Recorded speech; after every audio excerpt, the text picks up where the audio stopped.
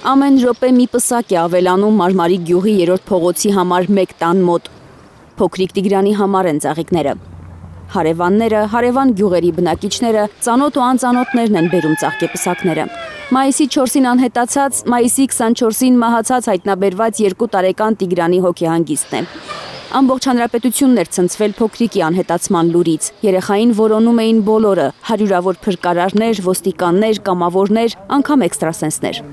Փնտրում էին ամենուր՝ հարևան բարեկամների տներում, գյուղում եղած բոլոր շենք-շինություններում, տան կողքով հոսող գետում։ Հրաշք տեղի չունեցավ։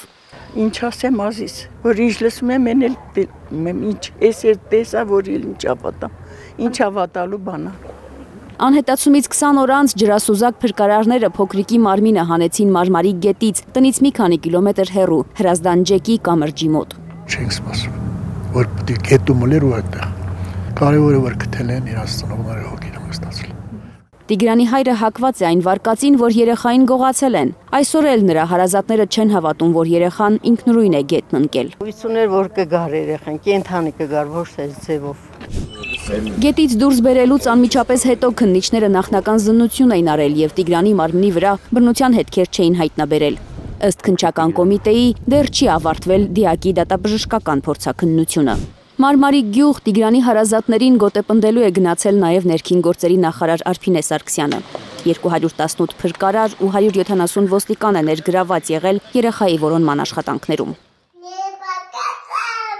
Աշխույժ երեխա էր Տիգրանը, զրնգուն ձայն ուներ, հաճախ էր երգում, մագլցելով 1 կերակրաաթոռի վրա, 1 տան բազմոցին։